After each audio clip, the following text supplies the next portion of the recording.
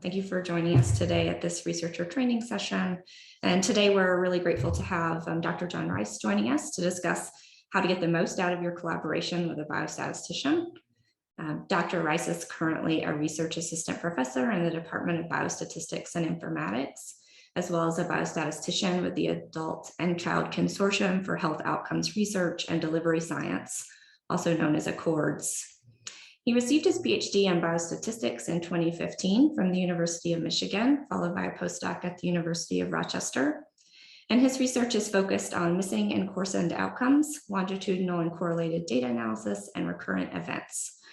But before I turn it over to Dr. Rice, I have just a few announcements. So as usual, we will be sending out a survey and following this training, and I'll also drop it into the chat. Please complete the survey since it helps us plan for future topics. I'd also like to announce next month's training session. It will be with Dr. Ann Libby on new changes to the promotion matrix and CV abstract. And this session is going to be held in person January 28th from 9 to 10:30, and we'll send out a calendar invitation for that session soon.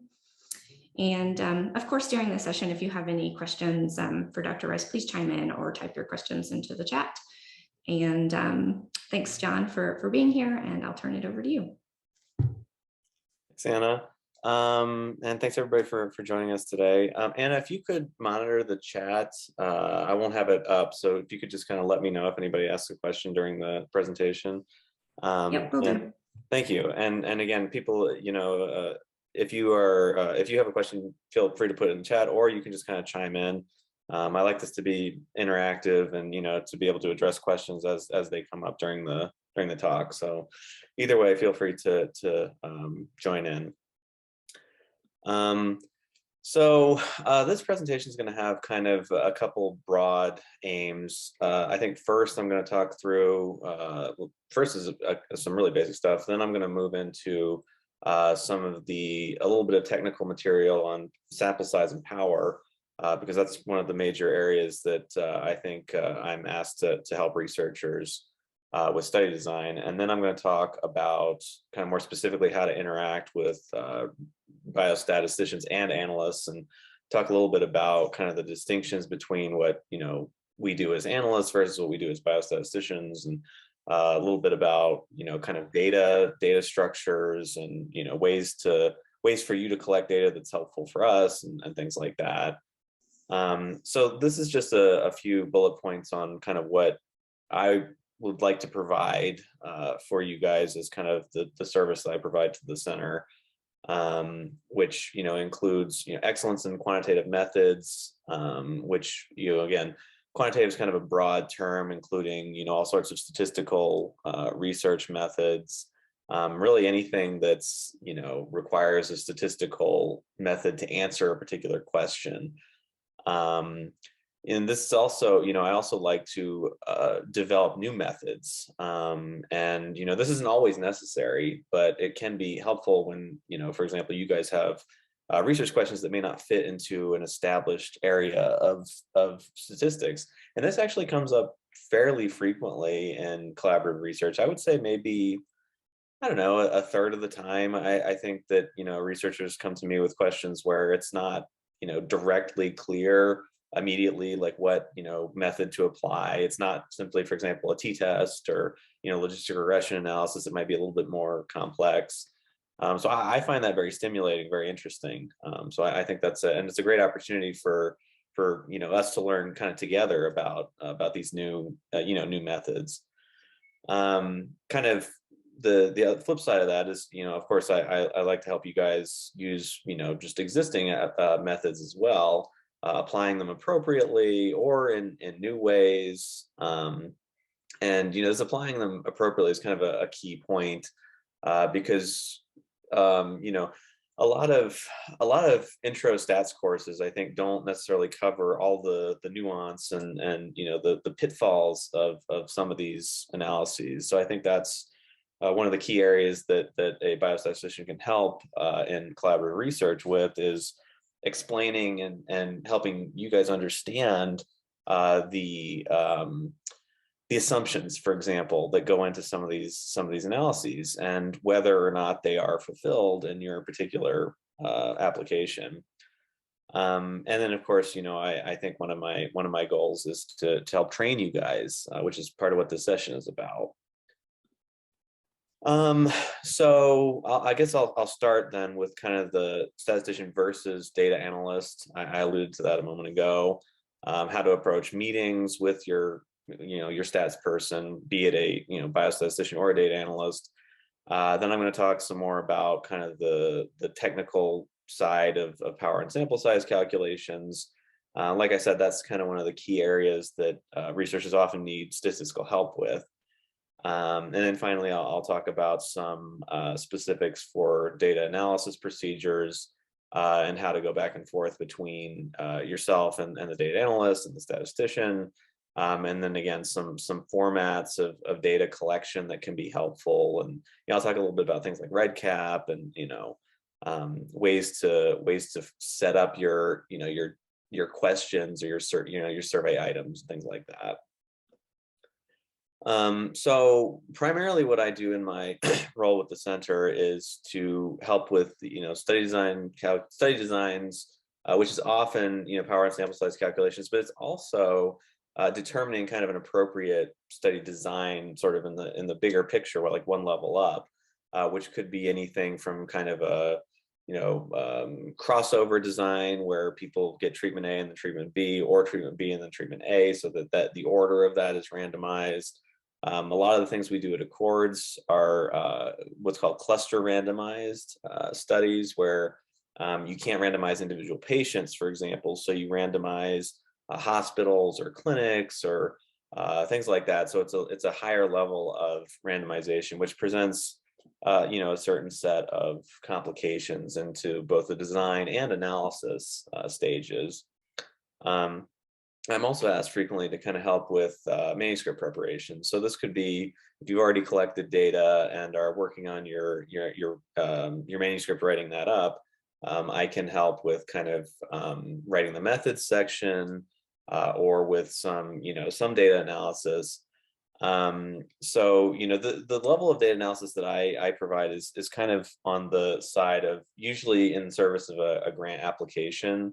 And usually if it's like a small pilot data set, something like that, or if it's a very clean data set that has maybe publicly available. So if you have a larger project or kind of messier data, then you probably need to get some funding for an analyst. And there's a lot of resources on campus for that. You may have some funding yourself through some institutional means, or maybe another grant you have. But CIDA, Center for Innovative Design and Analysis, is a group on campus that's kind of nested within the biostat department. And they work on kind of a consulting model. So they can basically do anything from kind of a 1-hour consultation all the way up to kind of the stuff that I provide in terms of assistance with grant applications, and then, kind of being on grants as well as a statistician. So they can be a good resource for some, again, if you just need some, more involved analysis than what I'm able to provide, but not necessarily like a full, grant support level FTE kind of thing. They can do sort of hourly rates and stuff. So that can be something to think about. So the whole idea of collaboration between clinical researchers such as yourselves and biostatisticians such as me involves kind of bridging the gap between the clinical questions and statistical ways to answer them. So one of the first things I try to do is to translate. We'll meet and we'll talk, and then I'll try to translate your clinical research question as you explain it to me into statistical terms. And this usually involves kind of restating your research question in a form that involves statistical parameters that we can estimate from data, and then hypotheses that we can test statistically. So that's kind of what I mean by translating. Then we kind of work together to determine, what data you need and how it should be collected to answer that question. And this is kind of, a big part of the conversation as well, because it's not always obvious, I think, what the best data to collect even is, or how to collect it. And there are certainly situations where constraints, feasibility constraints, can sort of preclude doing something that would be the most scientifically valid.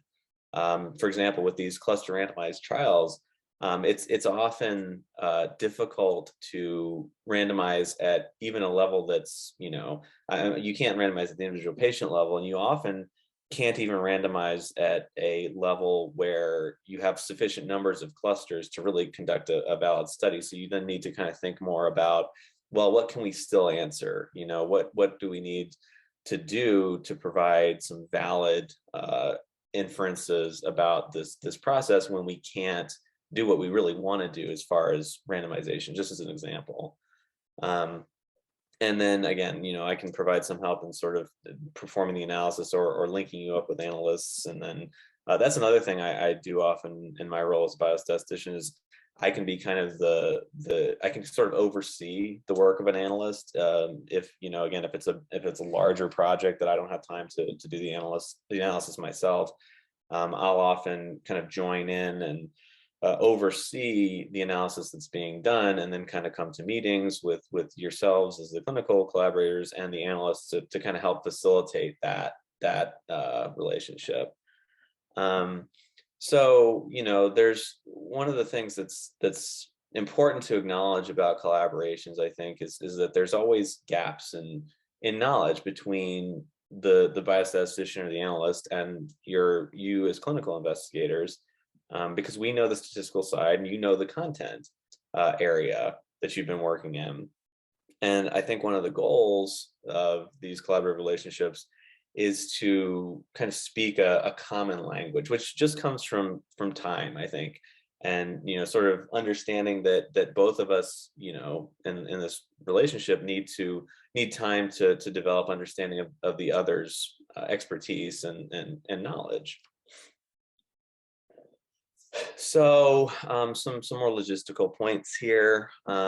It's good to kind of lay out expectations at the beginning of a collaborative relationship.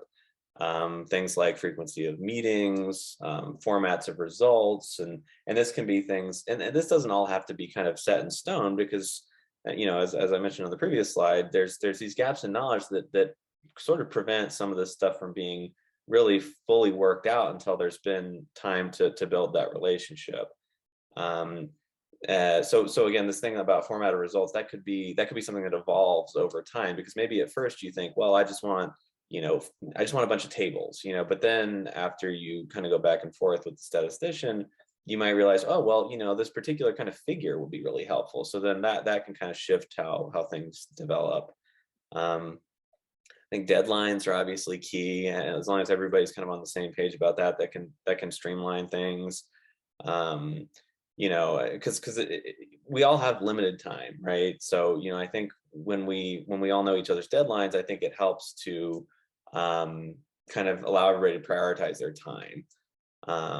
And of course, managing competing priorities is kind of a piece of that, because again, we understand that as statisticians, we understand that you guys have abstract deadlines, or grant submission deadlines and things like that. But I think it's also important for you as clinical collaborators to understand that we may be helping with a number of grant submissions in any given cycle. We may be on any number of projects, and we just want to be able to give your project the attention and detail that it deserves. So just kind of laying out expectations, I think, is very helpful in minimizing issues that can result from these sorts of things. And then I think authorship is another thing that's important that often doesn't get discussed early enough, but I think it's part of that whole laying out of expectations. I think the expectation on our part is that if we provide substantial assistance in either design or analysis or interpretation of results or anything like that, that we would be included as an author on the manuscript. And that's, again, something that can certainly be discussed in a given collaborative relationship, but that's kind of the basic expectation on our part. So moving now into some of the technical side of things, I'll try to keep this at a fairly high level, just so everybody's able to. This is really meant to kind of facilitate conversations with you guys, because I'm not expecting that you guys are going to come away from this being able to run your own power calculations, because that's what we're for. So this is really to help kind of when we discuss these things, so you guys have an understanding of what I need to do these power calculations for you, and kind of the terms that I might be using. So of course, a sample size that's required for a given study is going to depend on the design and analysis plan, and the outcome itself. And when I say outcome, I mean things like, is it a binary outcome? Is it yes or no? Or is it continuous? Is it something like blood pressure, measurements?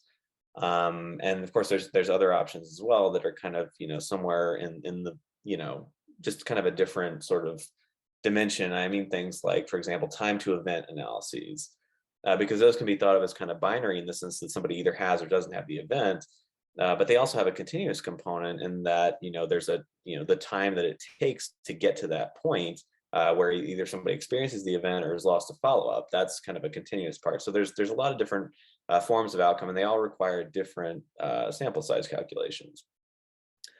So the reason the sample size is important is because, if you have the wrong sample size, you can end up having a study that's either underpowered or overpowered.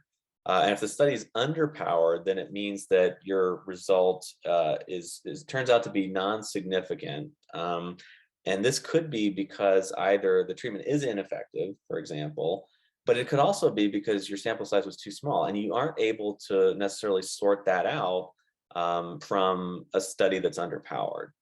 On the other hand, a study that's overpowered is going to be kind of a waste of time and money, in that you are, for example, recruiting too many people, more people than you need to answer your question. And this, what could happen with this is, you end up with a p-value that's 0.0001, and that's not necessarily indicative of an overpowered study, but it can be.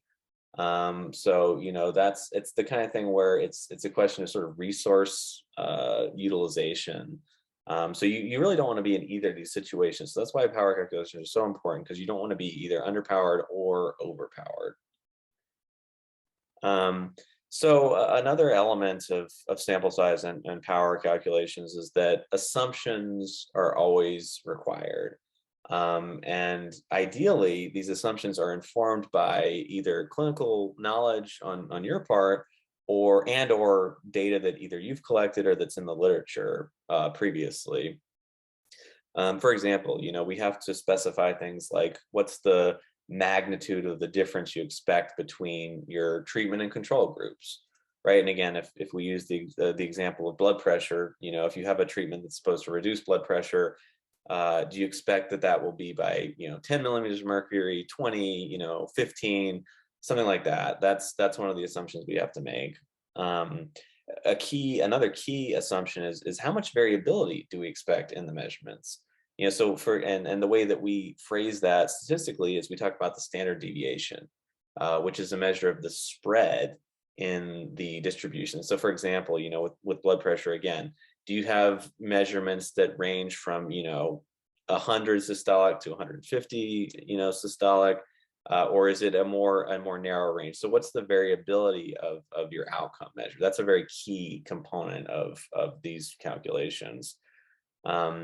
And then kind of on the tails of the first bullet point here is what's a clinically relevant difference? Because this might not match with what kind of difference you'd expect from your treatment.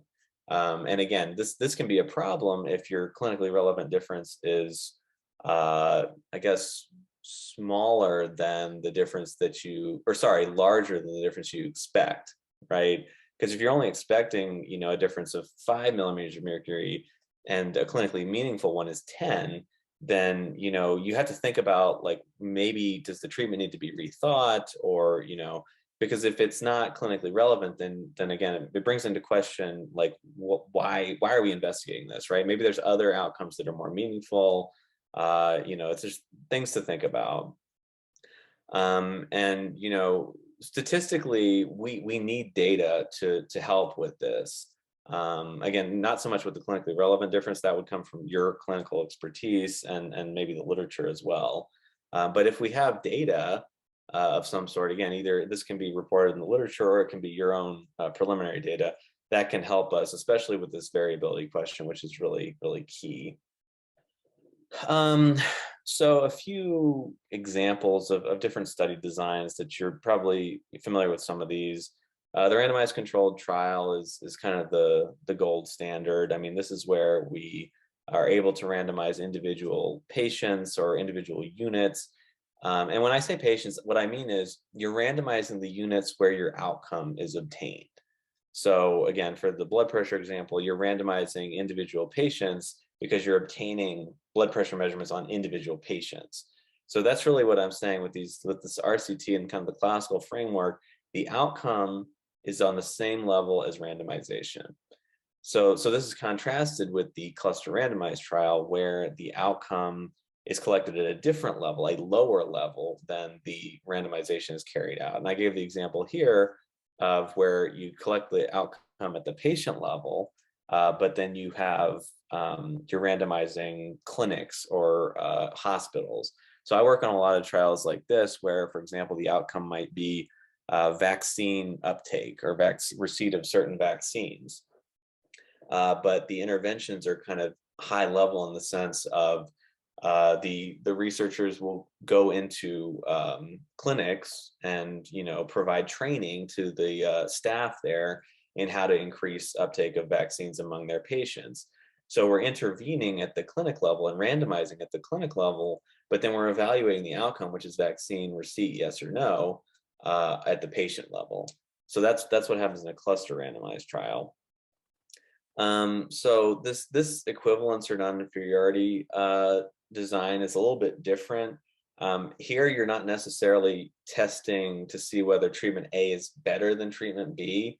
The way this would be set up is you would be trying to see, is treatment A at least as good as treatment B, something like that. That's kind of a more, and it's a different setup because basically you have to sort of flip the role of the null and alternative hypotheses. And I'll talk more about what that means for anybody unfamiliar.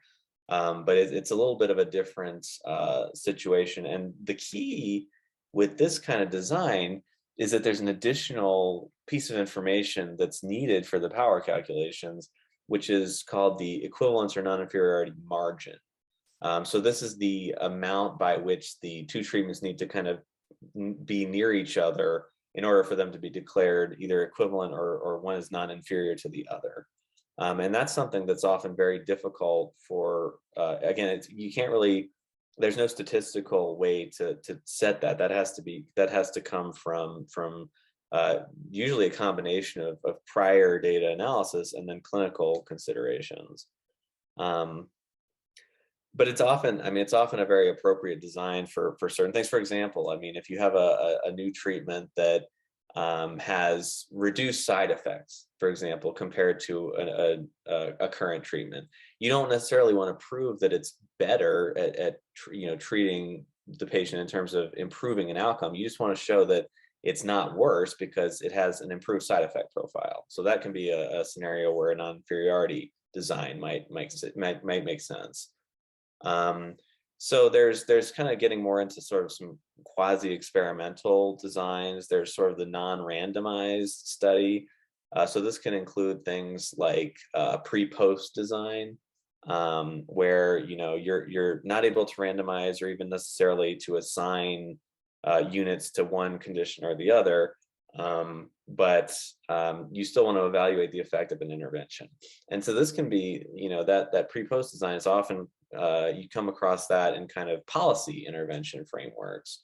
So if anyone's familiar with kind of the interrupted time series analysis framework, ITS, you see that a lot in kind of a pre-post design, because in these cases you have interventions that are sort of at such a high level that you can't even sort out, there's no control arm essentially. So you need to have a method that allows you to study changes in trends over time, things like that. So that can be a scenario where that comes up. And then finally, observational studies are, I think, kind of probably from the name, it's clear what these represent, which is where you don't have any intervention at all. You're just trying to collect data, for example, from the EHR. That's a common source now for data for observational studies. So you're not intervening on anybody. You just want to look and see, what's the association between various kind of exposures and outcome variables, things like that. And these can present a different set of challenges because the whole idea with randomizing is that you're able to control confounding in the design stage. So by randomizing, you're essentially removing the effect of confounding in the design of the trial. When you have an observational study, on the other hand, you have to address confounding kind of after the fact. And this is the whole idea of regression analysis. So when you have an effect estimate that's said to be adjusted for a number of other variables, that's the whole point, right? So it's a regression model where you have your exposure of interest, and then you have a number of other potential confounders in the model. The whole idea of that is that by including these confounders in the model, your exposures, the relationship between the exposure and the outcome that's estimated should be less biased as a result of controlling for this confounding. So some specifics of study design here. So when I was talking about non-randomized studies or observational studies, the issue that I brought up was this confounding factors thing.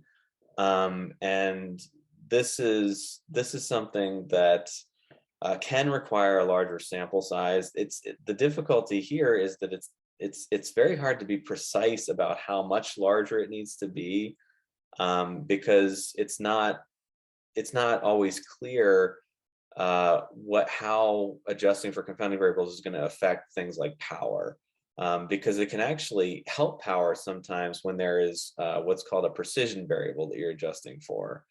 And so there's a whole literature on that, but the bottom line is that it's really difficult to know at the design phase how much to kind of inflate sample size for. So with these observational studies, power calculations can be kind of difficult for those, just because there's a lot of information that's not known, which is primarily in the relationship between the confounders and the exposure, and then the confounders and the outcome.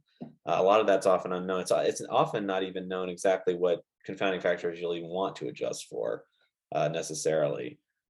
So things to do in that scenario are, there's rules of thumb on kind of how to inflate sample size for those kind of situations.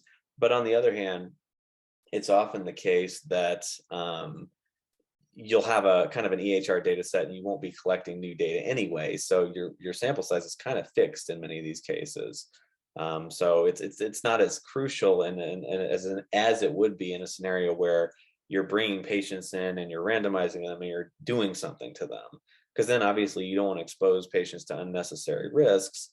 You just want to have the number that you need to get to your scientific conclusion at the end of the trial. So the primary outcome in your study is going to be the one that we do the power calculation for. And the idea of setting a primary outcome and secondary outcomes is probably more of an art than a science. I can give you feedback on what might be a good primary outcome statistically, but if that's not an outcome that's interesting clinically, then that's not going to work. So that's another thing that requires discussion between us as we move through kind of the collaborative relationship. Again, I would assume if it's being designated a secondary outcome, it is important. But you can't always have adequate sample size for all your secondary outcomes.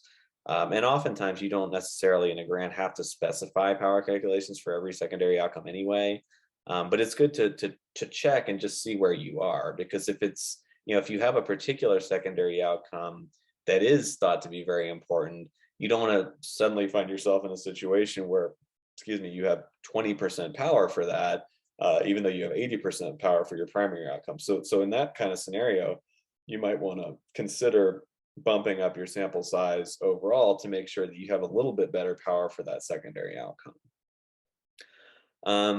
Another thing that's always important to think about is this issue of missing data, kind of broadly.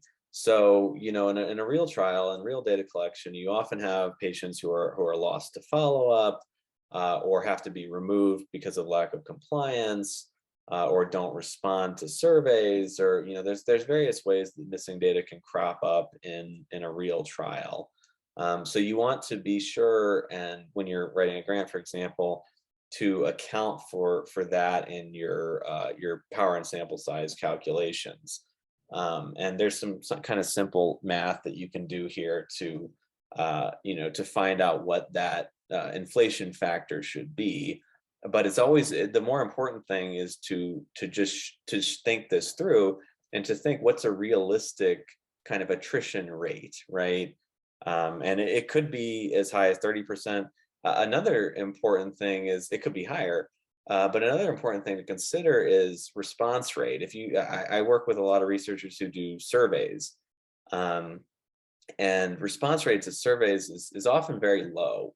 For example, I mean, there's a study I'm working on now where we were expecting that the survey response rate would be 40%, which is already pretty low, but what we're seeing is closer to 25%. So, again, this is something that, if possible, should be guided by the literature. But if not, then again, I think always try to be conservative with that, just because it's very hard to kind of to get people to respond to surveys. And this is an area where, of course, incentives can help, gift cards and things like that. But obviously that takes budget. So these are all things just to consider and kind of balance when, you and I are kind of working together to design a study. So I mentioned earlier some things about null and alternative hypotheses. So I'm going to talk a little bit more about that, because it'll help kind of understand sort of power and sample size. So the typical scenario where hypothesis testing comes up is in a two-group comparison. And this could be a comparison of means between two groups, or it could be a comparison of proportions between two groups. Like proportion responding to the treatment in, to treatment A and treatment B arms, for example. So the null hypothesis statistically is that there is no such difference. So this is what you're testing. And then the alternative hypothesis is that the difference is not equal to zero. So null hypothesis, the difference is equal to zero. Alternative hypothesis, basically the difference is something other than zero. So when we talk about the alpha level, or that's the significance level of a test, so that's the probability of rejecting a true null hypothesis. So this is kind of the probability of a type 1 error that we're willing to accept. And I'll talk more about errors in a moment. But the common threshold for this is 0.05. And the flip side of this is 95% confidence intervals. So there's a relationship between confidence intervals and hypothesis testing. So power, on the other hand, is the probability of rejecting the null hypothesis when, in fact, the alternative is true.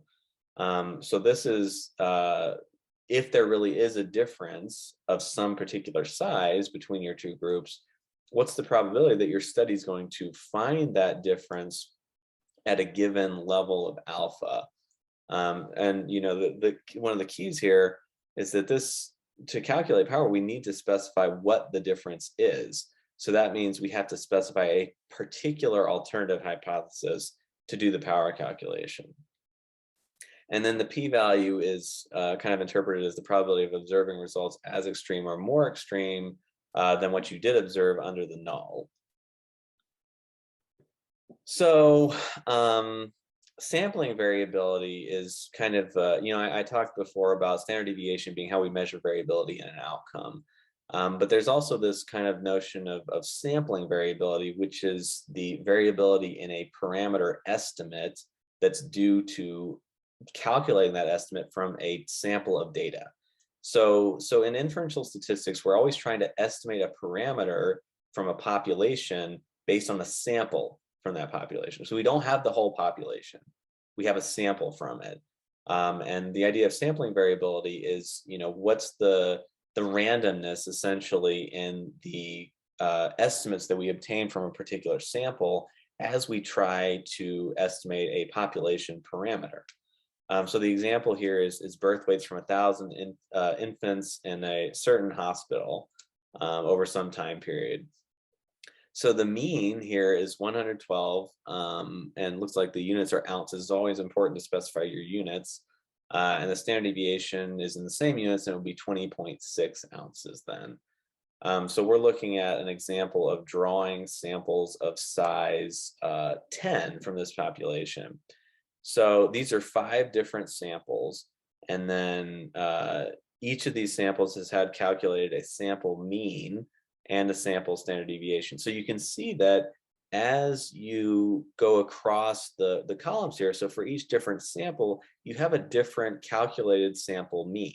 And again, these are all trying to estimate the population parameter, but you can see that there's variability about that. There's also variability about the sample standard deviation. And the whole idea of inferential statistics is, how do we make statements about the population parameters based on these random variables that are represented by things like sample means and sample standard deviations? So, and this is kind of a graphical representation of what I'm talking about here. And this is one of the key elements of why sample size is so important. So here's our data distribution. So this is the actual distribution of the birth weights, along the x-axis, and the y-axis is kind of percentages. So this is a histogram plot. So that's the top here. The second panel here is the distribution of the sample mean. So this is if we took repeatedly samples of size 10 from this population. What does that distribution look like? And what you can see is that the spread of this distribution is reduced, right? This histogram here doesn't extend nearly as far to the left or to the right. It's clustered a lot closer to that value of 112 ounces. So that's already kind of tighter than this data distribution. You can consider this data distribution as samples of size 1, for example. And then we're moving to a sample of size 10 here. And then finally, when you have a sample of size 30, you get an even tighter distribution of the sample means about, the true population mean. So the key here is that as you increase your sample size, your precision is increasing as well. And precision kind of is inversely proportional to variability. So as you increase your sample size, your sampling variability is reduced. And that's why it's always better to have a larger sample than a smaller sample, is because as your sampling variability is reduced, you have a higher probability of making correct decisions about, for example, treatment differences. So again, some of this I've already sort of covered a bit, but there are a number of things that affect power. We talked about kind of the design itself, so power is going to depend on how the study is designed. For example, if you have a crossover design, that's going to be usually more powerful than an independent parallel arms trial, right? Because what can happen is in a crossover design, each participant serves as his or her own control. And that can reduce your sampling variability associated with your treatment differences that you're trying to estimate. The outcome is very important. And this is, again, goes beyond kind of the type of outcome. So we talked about binary and continuous outcomes, and can be a more specific question about the distribution of the data. So, you guys are probably familiar with things like the normal distribution. But there's a number of other distributions for outcome data. For example, there's distributions that are strictly positive. So if your outcome is something that has to be positive, you may consider using one of these other distributions to model your data. And so there's a lot of thought and discussion that can go into that. For example, I mentioned time to event analyses. So in those cases, a time has to be positive. So we often will use one of these positive distributions instead of a normal distribution, because strictly speaking, the normal distribution is not restricted in its range. It runs from negative infinity to infinity, even though it's still often used for positive outcomes data, because you can adjust the standard deviation to kind of be such that it's very, very unlikely that you'll get a negative value. And I say adjust, meaning, in reality, you would choose to use a normal distribution if that was the case, right?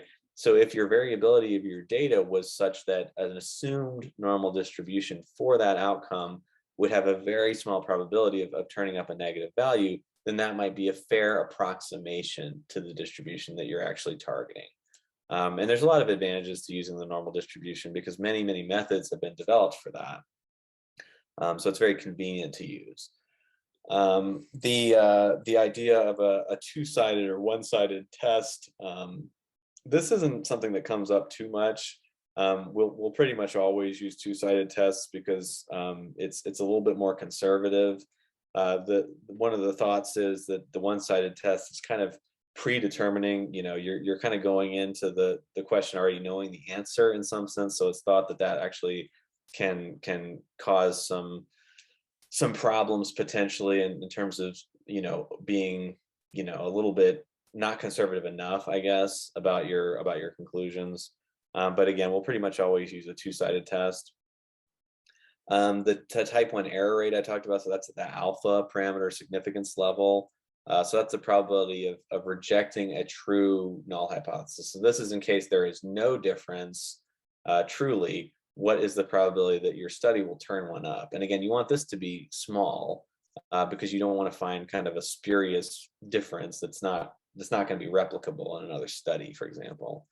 The effect size. So the term effect size, I'm using it here, is kind of meaning, it can mean different things, but it can mean something like the size of the difference in means, or it could be the difference in means standardized by the standard deviation. So difference in means divided by standard deviation. It could be something like an odds ratio. That can be a form of effect size. So it really depends kind of on things like the data distribution, what form this takes. Then again, I mentioned that the variability of the standard deviation of the data is super important. And you saw the effects of sample size on reducing the variability of your estimates in the previous slides. But that's all kind of at bottom a function of the variability in your data and in your distribution of your data to begin with. So that's another key element. And again, the directions that goes is, the more variable the data, the less power you're going to have, is because there's kind of more noise. There's more noise in your data at that point. And then of course, power and sample size have this very direct relationship. So, power increases as sample size increases. So this is a kind of a little 2x2 table showing the difference between the type 1 and type 2 errors. And then these alpha and beta parameters.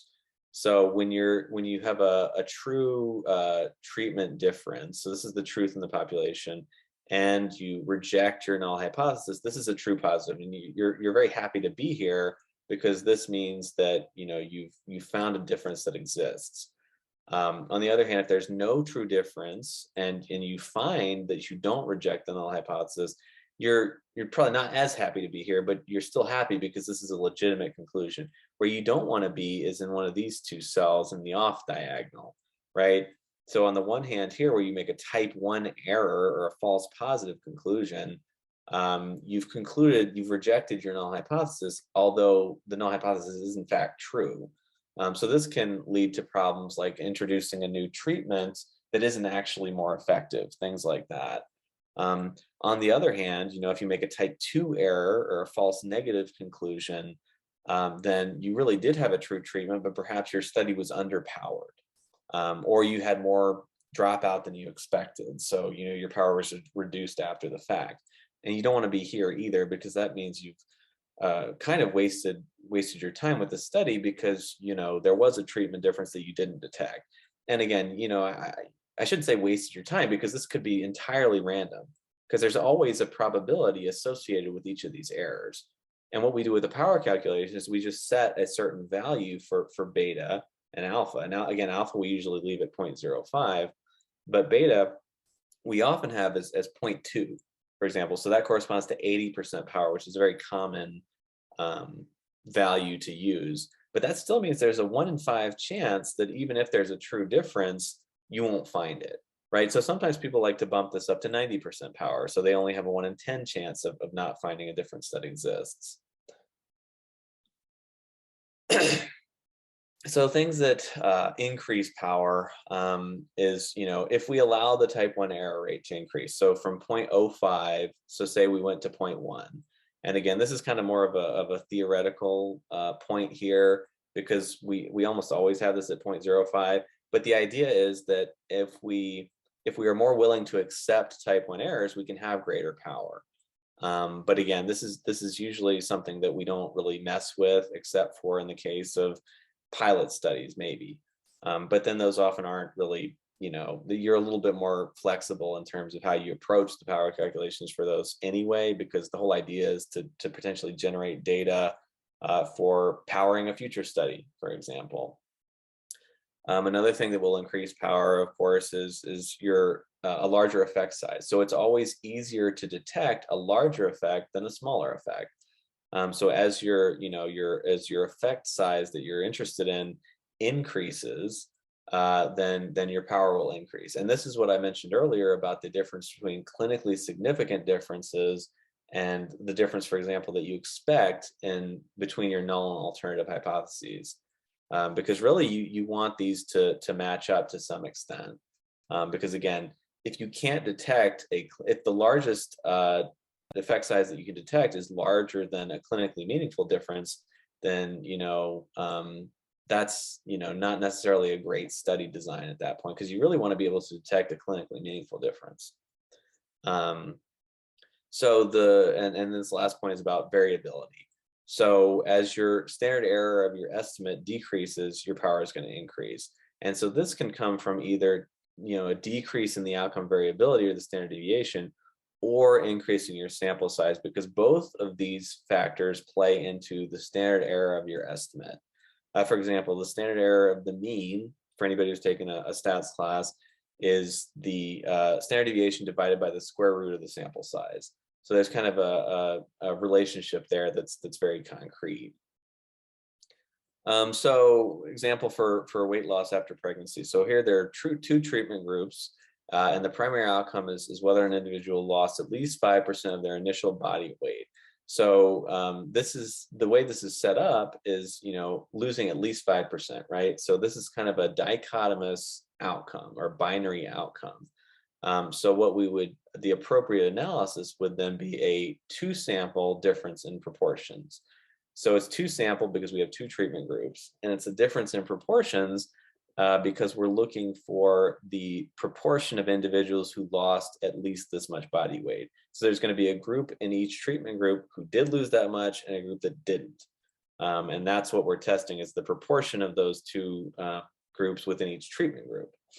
So if we set our significance level at 0.05 and our power at 0.8, and then we look at 2 different kind of expected differences between the 2 groups. So in one case, one treatment group is expected to have 30 individuals lose at least 30% of individuals lose at least 5% of their initial body weight, 50% to not. And then another scenario is 40 versus 60. So this is another thing that we do a lot in power calculations, is we run the calculations for different scenarios and see what kind of sample sizes are needed or what kind of power results. So the sample size per group, if we run these calculations, in the first scenario here would be 93 patients per group to get 80% power to detect this size of difference at a 0.05 level of significance. On the other hand, if it's 40 versus 60, then we need, 97 patients per group. So a couple things to note here. So this is the same size of difference, right? So it's 20 percentage point difference in either case here, but it's a different required sample size.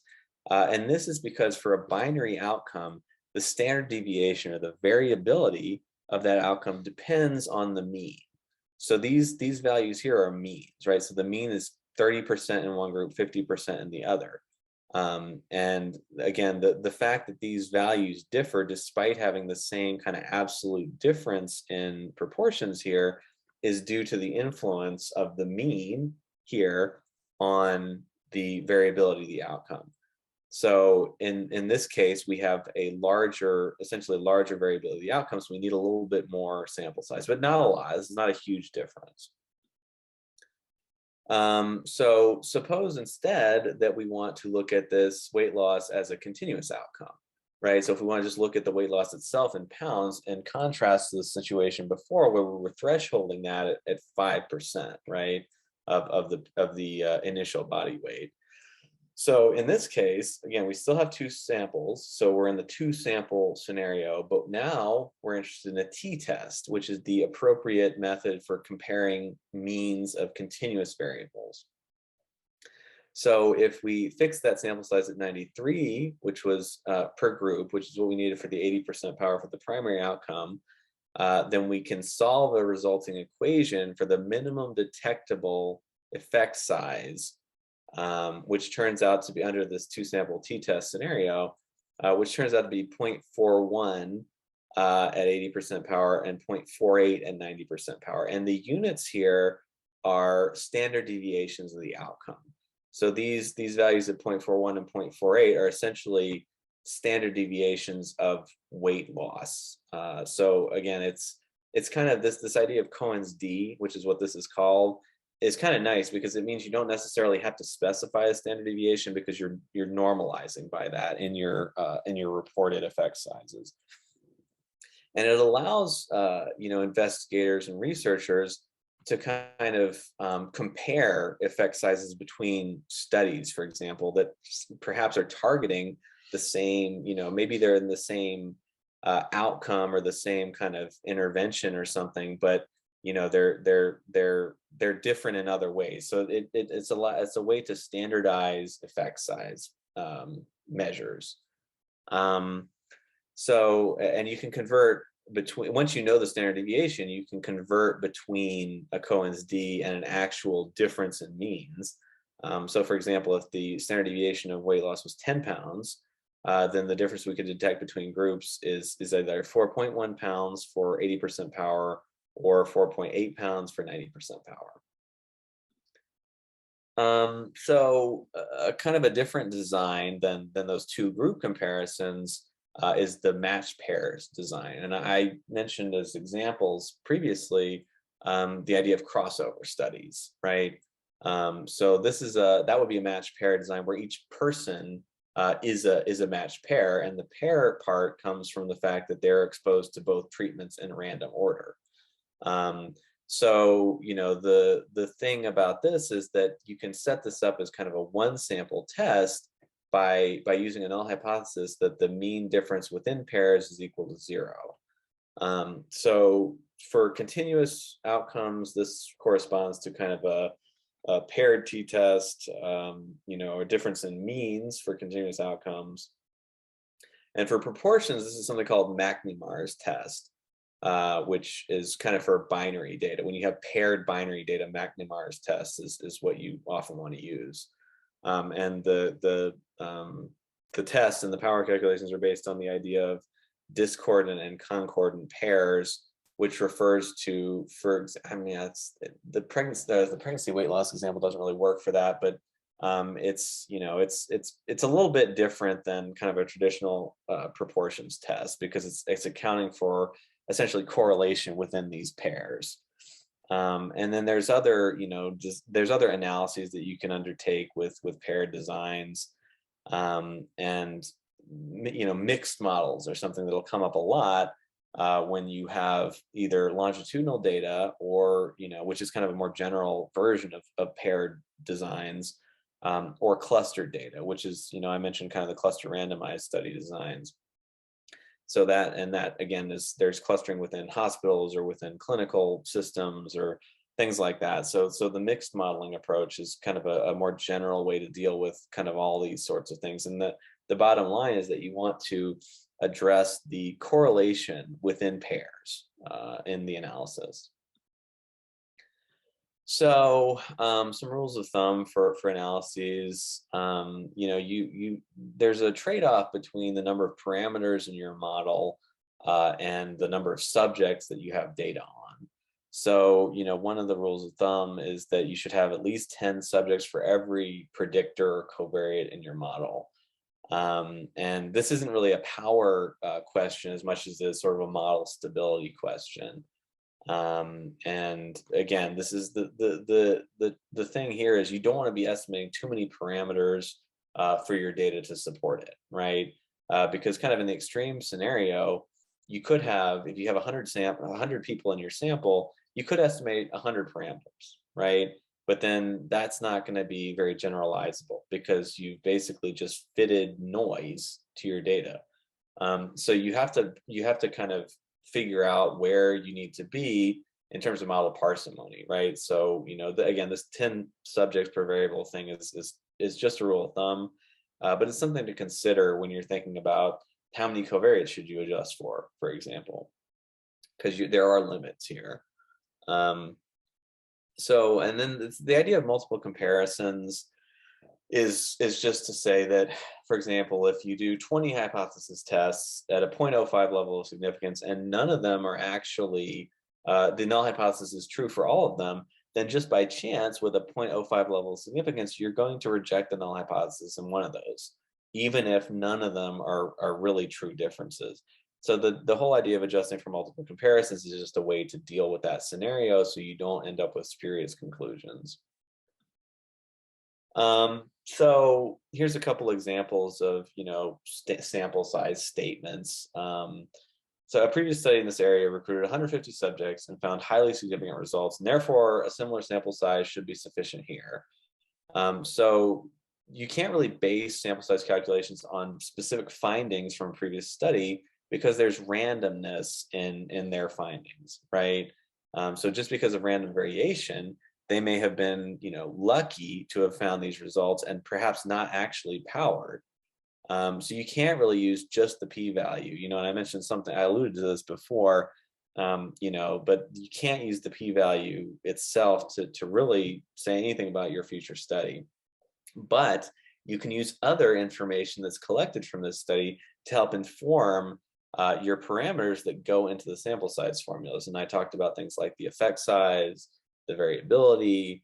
The variability is probably the biggest one, and actually that's one of the ones that's unfortunately less commonly reported in studies. They often limit themselves to giving, some of them do, but there's oftentimes you have to kind of work backwards and reconstruct that from the data that's reported. So another example is the clinic sees around 50 patients a year, of whom 10% may refuse to take part in the study. Therefore, over to 2 years of the study, the sample size will be 90 patients. So this is, again, you shouldn't necessarily entirely base your power calculations on available patients, right? Because this sample size may not correspond to a meaningful clinically meaningful effect size, right? So then what you need to do is find the detectable difference at this sample size and see if it's clinically meaningful. And if not, then you may need to kind of rethink the study design. Maybe you need to start recruiting more clinics or find a larger clinic. So again, these are both things that one should avoid when writing up power calculations. So some issues that could come up is if there's no prior data available to estimate sample sizes, then it's always better to try to get some pilot data. And again, you could conduct a study yourself or find no prior information could mean many things, and it could just mean that you don't know any off the top of your head. And in that case, again, you could do literature searches. You could ask for kind of expert input. Different ways to address this. So if and sometimes if your application is for a pilot study, you don't necessarily need formal power calculations. So if there's specifically no information on the standard deviation of the outcome, that's where this idea of Cohen's d can come in. So that's the difference in means divided by the standard deviation. And then another thing you can do that I mentioned before is that you can often kind of display a range of inputs for your power calculations and the resulting and the power that results from each of those combinations of inputs. Um, and again, if there's uncertainty anywhere, it's always good to kind of be a little bit more err on the side of a higher sample size to avoid being underpowered. So, these sample sizes are always just estimates. As I said, there's, a number of assumptions that go into them. And, you can never be sure in advance that those are going to be accurate assumptions. So, and the whole idea of doing these calculations is to avoid, wasting resources or being under or overpowered. Um, we also always want to balance, statistical and practical considerations in the sense of it's always going to be better to have a larger sample size, right? At least again, in the sense of, avoiding that concern about overpowering, a larger sample size is going to give you more power.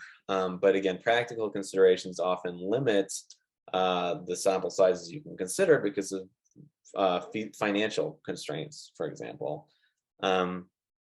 So you also want to make sure that your clinical your effect size that you can detect statistically is going to coincide with one that's also clinically significant. Another thing that can come up is, while we're working together, you might change your study design, and this is going to potentially affect the power calculation. So that's a good thing for us to be aware of. And I've had scenarios where the researcher has changed the study design the day before the grant is due, and this is not ideal because then that doesn't give you the time as a statistician to adjust your power calculations accordingly. So just again, to be aware that as you're kind of working with your other mentors and collaborators, if something happens and you decide that you need to change your study design, you should let your statistician know as soon as possible, because that's going to affect how they do the power calculations. And then, we mentioned that issue of attrition or dropout. So sample size is going to be the number of patients who finish the study. That's why we inflate that the number that we calculate to account for attrition or dropout. So moving now into some data discussions. The whole idea with data collection is that we need to collect everything that we need and nothing that we don't, right? So that's being very clear, for example, in your initial grant application about what variables you're collecting and why. So one thing I see in a lot of grant applications is a whole list of variables or outcomes that the researcher wants to collect data on, and no rationale for how it's going to be used. And this is something that I think is a little bit frustrating, because it's expensive to collect data, right? And you don't want to be collecting unnecessary data. So as you're kind of planning the study, think about how you're going to use each of these data points, right? Is it going to be an outcome? Is it going to be something that you want to stratify by? Is it going to be an adjustment variable? So just to think about with each variable or kind of data source that you're collecting, think about why you're collecting it. So an example here is a REST study called REST, so reducing end-of-life symptoms with touch. So the study design was that massage therapy versus non-moving touch would be examined among adults with advanced cancer. So what they wanted to do was to demonstrate the efficacy of massage therapy for decreasing pain, improving quality of life, and lessening physical and emotional distress among cancer patients at the end of life. So the primary hypothesis was that the massage therapy arm would experience decreased pain. And then how is pain measured? So this is another key element, is what is the outcome measured as? So this is another thing I think that's often missed by early stage investigators, is they have an outcome in mind, but they don't necessarily know how they're going to measure it. And with something like pain, that's very specific to the individual patient, and not an objective measurement, like I give the example of blood pressure or heart rate or some of these kind of biometric measurements. If it's something a little bit more subjective, then there's a lot of different ways to measure it, right? So there's the examples here of a brief pain inventory and a memorial pain assessment card. And obviously this is going to depend how you measure it. It's going to depend on the outcome that you're interested in. But this is something that really deserves a lot of thought on your part in terms of, again, if your outcome is, I guess maybe depression, for example, then you might think about the PHQ-9, or there may be other kind of instruments to measure these things. That's always important to consider. So, data formats, this is kind of a shell table that can be helpful as we, work through design and analysis issues. So, this column gives kind of the form of the response. This is the memorial pain assessment card, and this is the brief pain inventory.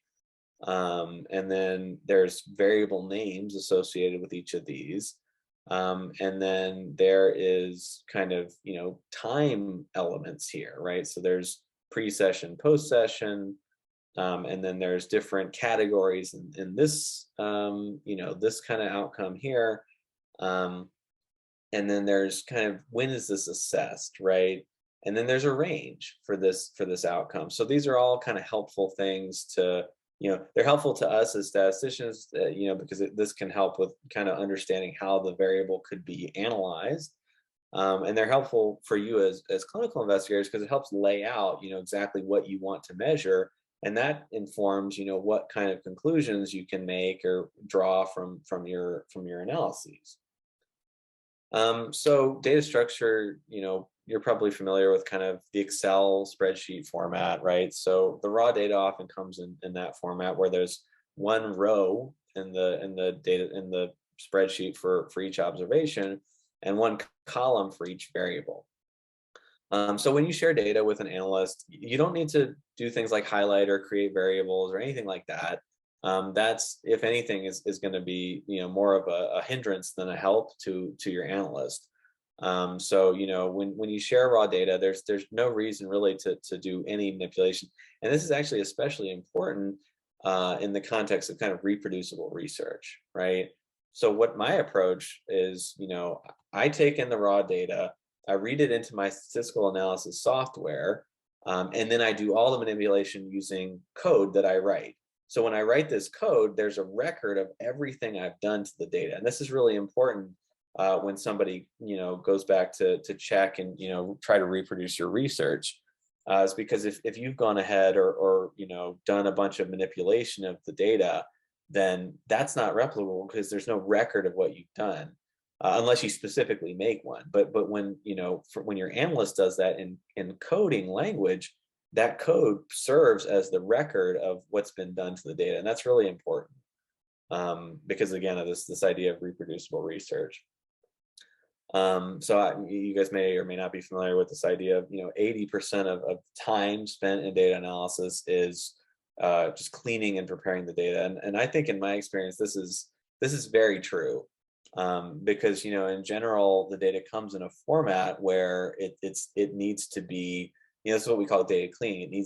Things need to be done to it, and what we do is we do that through coding. You don't need to do that through manipulation of the file. We do that through coding steps, and that can take a lot of time. For example, I'm working on a study now where the outcome is mortality. And we're interested in time-dependent covariates. So this is these are variables that change over time.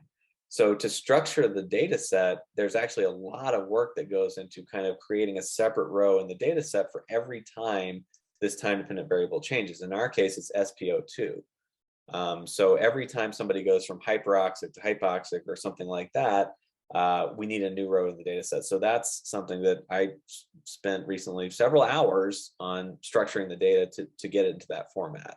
But then the analysis itself, the code for that is relatively simple, and that was done much more quickly. But there's a ton of time that goes into, kind of cleaning and preparing the data. And I don't know, you all may be familiar with the idea of a data dictionary, but this is super important when you're working with an analyst. Because this is how you communicate to your analyst or your statistician what variables you have, what format they're in. Kind of, one of the key elements is how they're coded, right? So you could have something like race or ethnicity coded as 1, 2, 3, 4, 5. And the data dictionary is where you'd specify that, 1 is white, 2 is African American, 3 is Asian American, and so on and so forth. But obviously, you need that to be able to interpret the data. So this is a really important thing to to be aware of. And some things like REDCap, I think, will generate this stuff for you. But if you're not working with REDCap, then this is something you may need to spend some time working with your analysts or your PRAs to develop. So formatting the data, again, I kind of mentioned this coding for race as an example.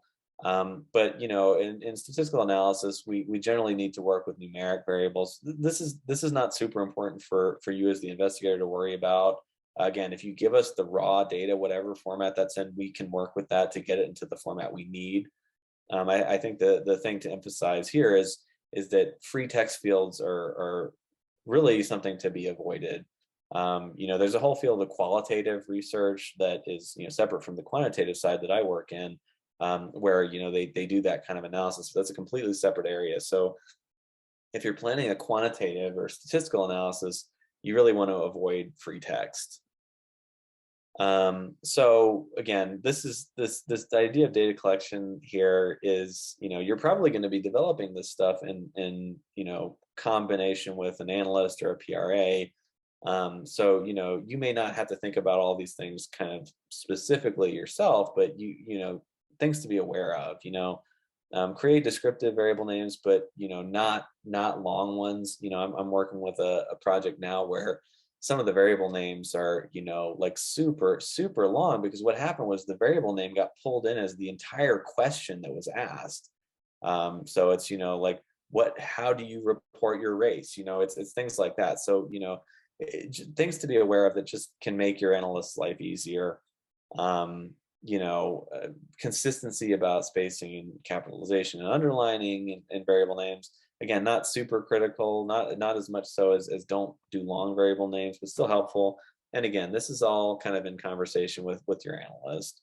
An important point, if you have data over time on individual people, is that you have to be able to link the people over time. There are situations where investigators have administered studies to the same people using different links that were shared with the participants, so different hyperlinks. And there was no way to identify which patients were paired. When we talked about the idea of a paired t-test, right? You can't do a paired t-test when you don't know what the pairs are. So this is super problematic if you can't link the pre and post data.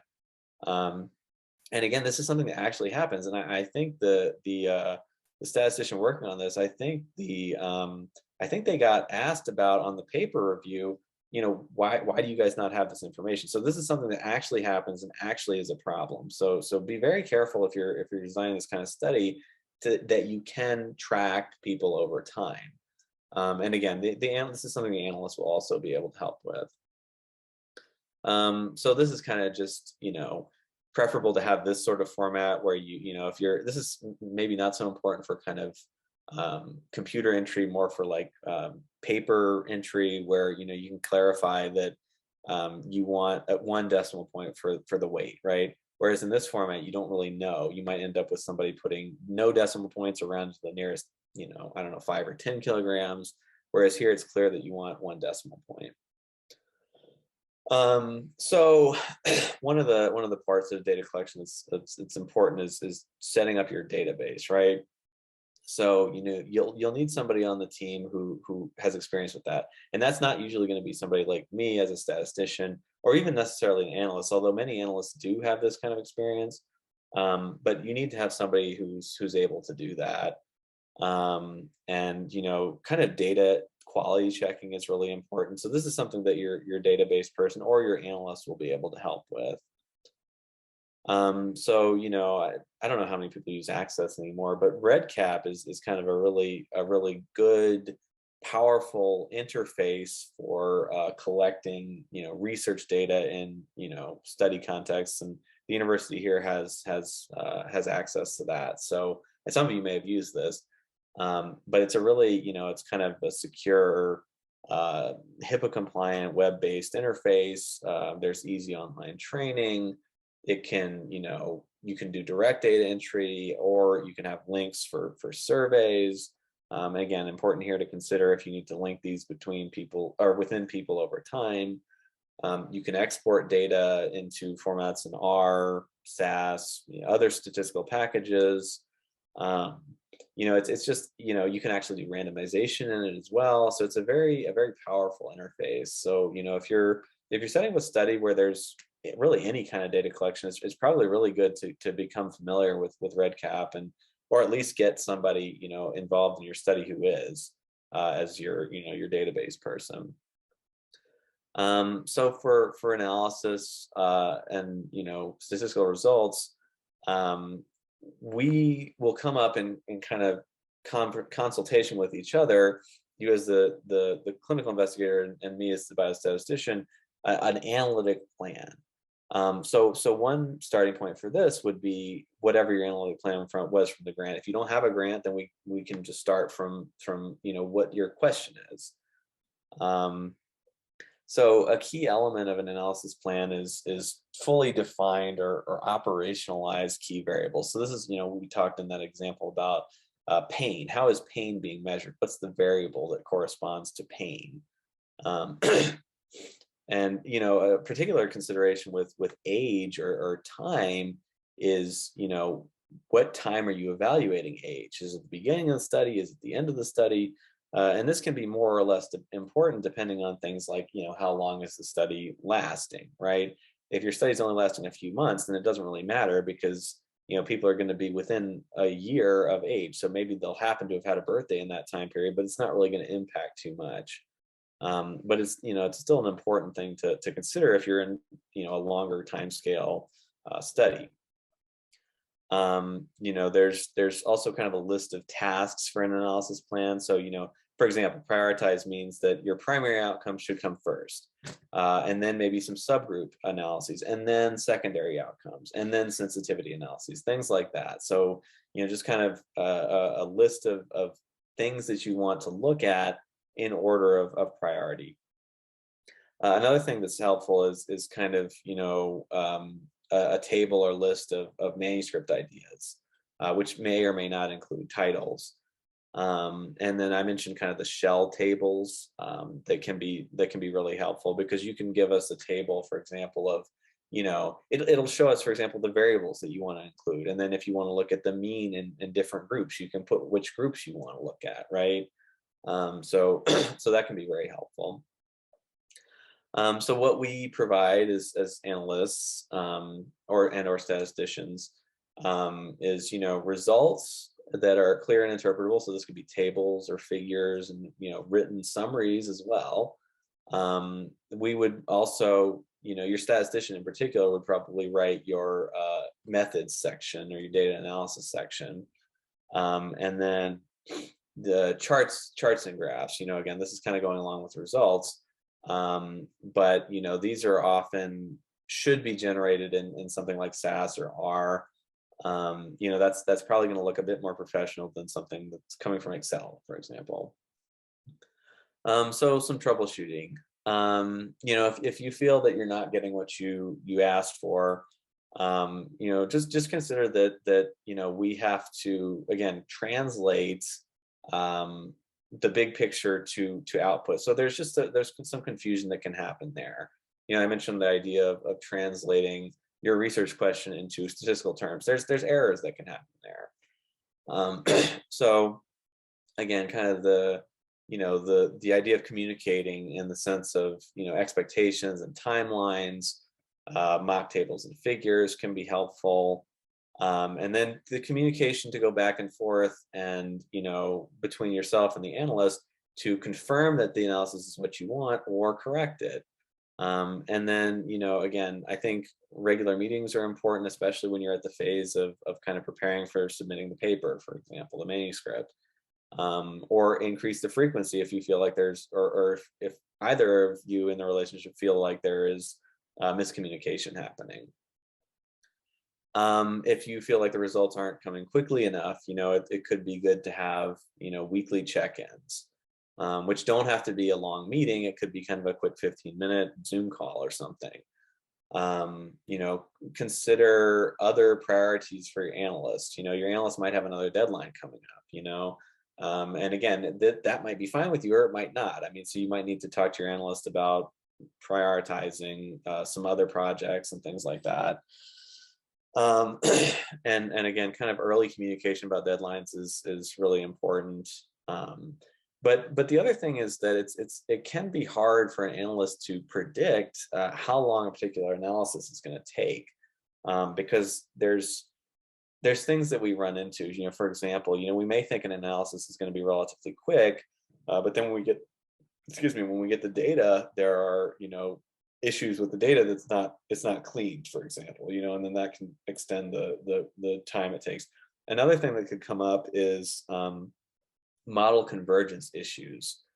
So this comes up with more complicated analyses, but it's kind of a technical problem that can, you know, result in the analyst having to spend a lot of time troubleshooting the analysis. So that can be something else that can delay things. So if you have a deadline that's very soon and you want to submit an abstract, you should think about kind of the cost benefit trade-off of submitting the abstract versus, you know, having changed the data later.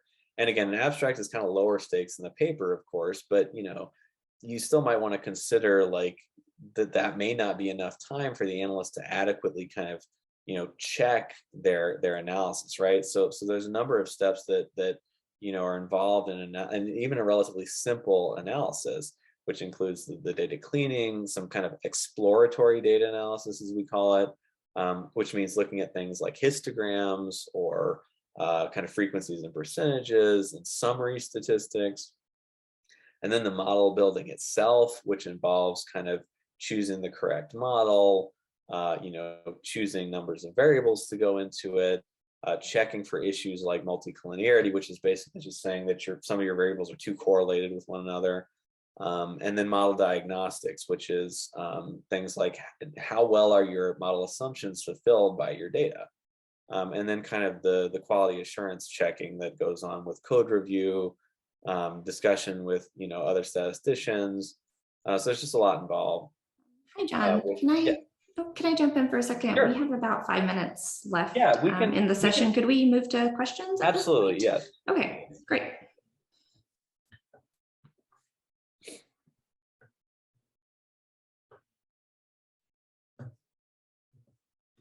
Sorry, do we have some in the chat or? Just taking a look. I don't see any questions. It does look like Lindsay has a question. Thanks so much for doing this. This is super helpful. If we know we have grant submissions coming up that we might want some assistance with, like a sample size or a power calculation, how do we get in touch with you? What's that process? So you can just email Judy, I think she likes it to come through her. But you know, you can also CC me on that, so I'm aware of it. I don't know if my email is on these slides, but I can share it in the chat. Thank you. Sure, yeah. Lindsay, we can send you the one pager too that gives kind of instructions and a little bit more of the contact information on John too. So maybe, Anna, maybe what we could do is just send that out to everybody who attended when we're done here. So we have a quick one pager. That sounds good. Are there any other questions for John?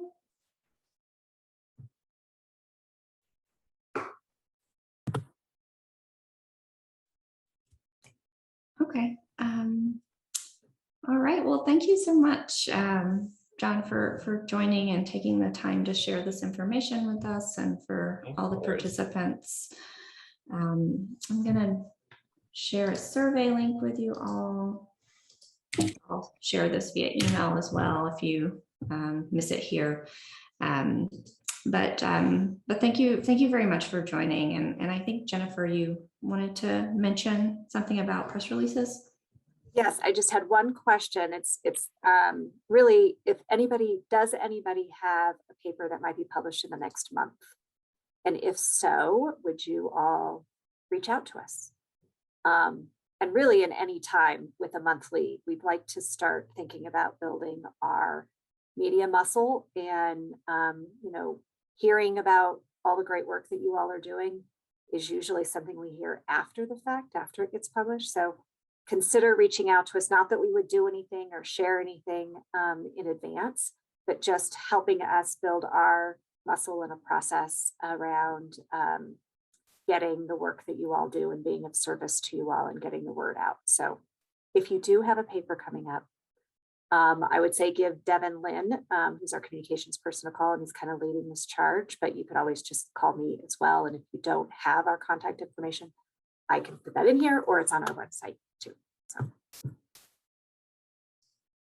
Okay, all That's right, it. great. All right, thanks everyone. Have a great day. Thanks, everyone. Have a good Bye. weekend. Bye everyone.